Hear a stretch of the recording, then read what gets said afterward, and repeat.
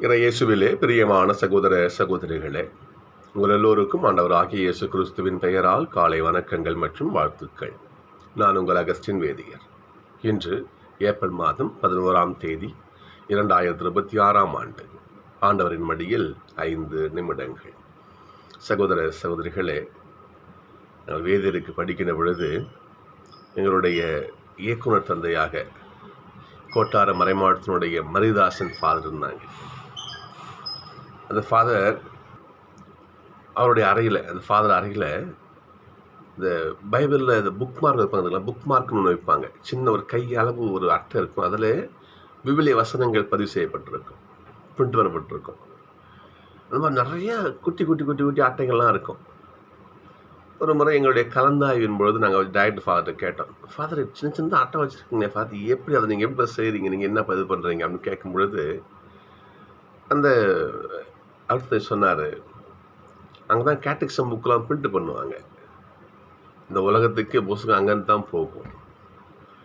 Catechism புத்தகம் விவிலியம் print பண்ணக்கூடிய உரிமம் பெற்ற ஒரு இடம் அது.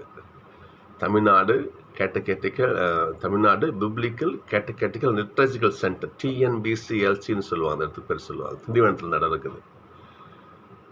அப்போது இந்த கேட்டகிசம் புத்தகம் செய்யறதுக்கு அட்டை வெட்டுவாங்க.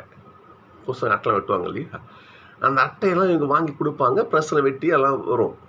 அந்த அட்டையை வெட்டும் பொழுது மிச்சம் மீது துண்டு துண்டாக கீழே விழுது பாருங்கள், வேஸ்ட்டு.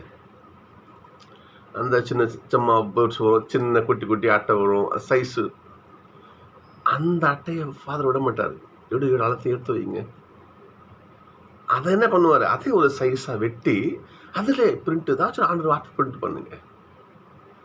பிரிண்ட் பண்ணி அதே எங்கள்ட்ட நாங்கள் சண்டே சர்வீஸ் போகிறோம் இல்லையா, கிராமங்களுக்கு கொடுத்து அனுப்புவார். எல்லா மக்களுக்கும் கொடு. ஆனால் ஒரு மக்கள் ஒரு வருஷம் படிக்கட்டுமே, புரியுதுங்களா? எப்படி பாருங்க, அது வீணா குப்பையில் கொட்ட பேப்பர் அது, அதை வெளியே வேஸ்டப்படாது. அதை இன்னும் அழகுப்படுத்து. அதில் வெள்ளை பக்கம் இருக்குங்களா, அதையும் எழுத்து பிரிண்ட் பண்ணலாம்ல. அதில் ஆண்டோட வார்த்தை பதித்து போய் கூடுன்னு சொல்லுவார். சொல்களே போல் சொல்லுவார், வாய்ப்பு கிடைத்தாலும் கிடைக்காவிட்டாலும் ஆண்டோடைய வார்த்தையை அறிவிப்பதிலே கவனமாறுன்னு சொல்லுவார். 1 Corinthians 9:16 இவ்வாறு சொல்லுவார், நற்செய்தி அறிவிக்காவிட்டு எனக்கு ஐயோ கேடுன்னு சொல்லுவார். நற்செய்தி அறிவிப்பு பணி அவர் மேல் சுமத்தப்பட்ட கடமைன்னு சொல்லுவார்.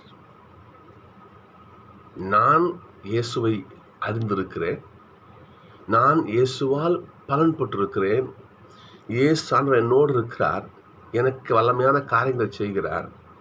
அப்போது அதை பிறகு சொல்லு. நீ ஒன்றும் எக்ஸ்ட்ரா வேணும்னு சொல்ல வேண்டாம்.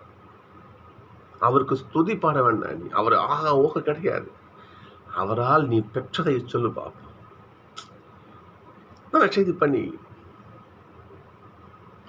தான் இன்றைக்கு பாருங்க, முதல் வாசகம் பாருங்களேன். திருத்தூதர்கள் அதாவது பேதுரு யோவானையும் கூட்டு தலைமைச் சங்கத்தில் மிரட்டுறாங்க. தலைமைச் சங்கம் அந்த அப்போ இருந்தபோது மிக வலிமையாக அந்த சங்கம் தான் முடிவு பண்ண அதிகாரம் கொண்டது. அந்த சங்கத்துக்கு பயந்த சீடர்கள்லாம் எம்மாவாசுக்கு ஓடினாங்க. இவங்கெல்லாம் திருத்தூதர்லாம் பயந்து உட்காந்துருந்தாங்க. அப்படிப்பட்ட அதுக்கு பயந்து அவங்களாம் கைகள் நடுங்க உட்காந்துருந்தாங்க. அப்படிப்பட்ட இடத்துல பேதுரு பேசுகிறாரு பாருங்க, எவ்வளோ வலிமை பாருங்க பார்ப்போம்.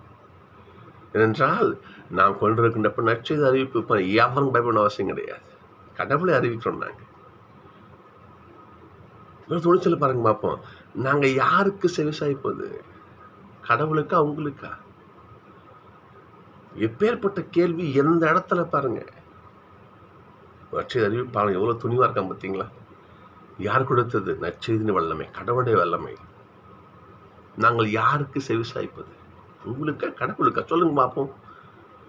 நீ கடலை விட்டுரு நீ சொல்லுவியா? நீ சொன்ன மக்கள் கொண்டுடுவாங்க உன்னை.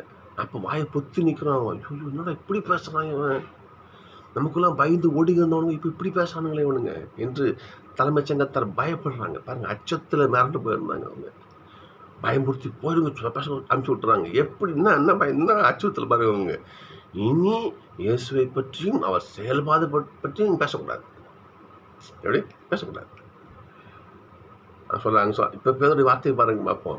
நாங்கள் கண்டதையும் கேட்டதையும் எப்படியா பேசணுங்களும் இருக்க முடியும் என்று சொல்லி நற்செய்தி பணிகளை வீரியம் கொண்டிடுறாங்க. அந்த வீரியம் இன்று உலகம் முழுக்க கிறிஸ்துவும் பரவி கிடக்கிற சகோதரர்களே. அவருடைய வார்த்தை தானே.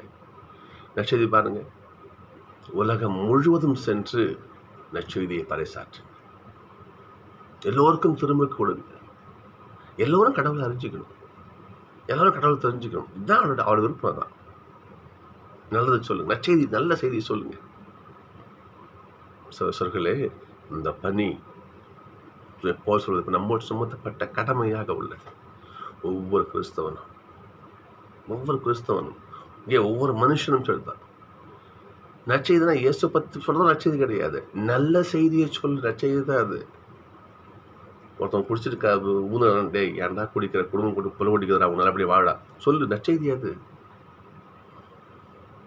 கிறிஸ்துவம் தான் நற்செய்தி பண்ணு கிடையாது, நற்செய்தி அறிவிக்கணும் கிடையாது, எல்லாம் அறிவிக்கலாம்.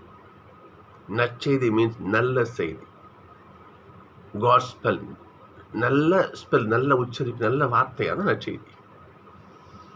அப்போ ஒருவனுக்கு எது செய்து நல்லது பயக்கிறதோ அது நற்செய்தி தான். அது நாம வச்சுக்கணும், புரியுதுங்களா? எனவே சகோதரர்களே, மறக்கக்கூடாது நல்ல செய்தியை, நல்லவற்றை, இல்லையா, கடவுளுக்கு ஏற்புடையவற்றை, கடவுளுக்கு இல்லையா நெருக்கமானவற்றை பிறருக்கு பிட்டு பகிர்ந்து கொடுக்கின்ற பொழுது நற்செய்தி தான் அது. நற்செய்தி எல்லாரும் செய்யலாம், நற்செய்தி பணி எல்லாரும் செய்யலாம். அவனுடைய வார்த்தையை தானே, உலகெங்கும் போங்க, நற்செய்தியை சொல்லுங்க, திருமுழுக்கு கொடுங்க, மனம் மாறி வருகிறவர்களுக்கு திருமுழுக்கு கொடுங்க, கட்டாயம் கிடையாது. சகோதரர்களே, மீண்டுமாக சொல்கிறேன், நற்செய்தி அறிவிக்காவிடில் எனக்கு ஐயோ கேடு கண்டிப்பாக. எனவே நம் வாழும் இந்த காலத்தில் ஃபார் பார்த்தீங்களா, வேஸ்ட்டாக போகிற குப்பை உண்மை அதெல்லாம் எடுத்து அதே கடவுளுடைய செய்தியை பதித்து, இப்போ ஒரு ஆள் ஒரு வசனம் படிக்க மாட்டோம்னா கூடுன்னு சொன்னார் பாருங்கப்பா. நற்செய்தி நம்ம என்ன பண்ணுவோம், நமக்கு வாய்ப்பு கிடைத்தாலும் கிடைக்காவிட்டாலும் அவனுடைய வார்த்தையை அறிவிப்பதில் மிக கவனமாக இருக்கணும். கொஞ்சம் போல் சொல்லுவார் பார்ப்போம், அது என் வாழ்க்கையில் ஒரு சிலரையானும் நம்ம கடவுள்கிட்ட கொண்டு வந்து சேர்க்க முடியாது, பெரிய பாக்கியம்னு சொல்கிறார். எனவே நற்செய்தி அறிவிப்போம், ஆன்மாக்களை அறுவடை செய்வோம்.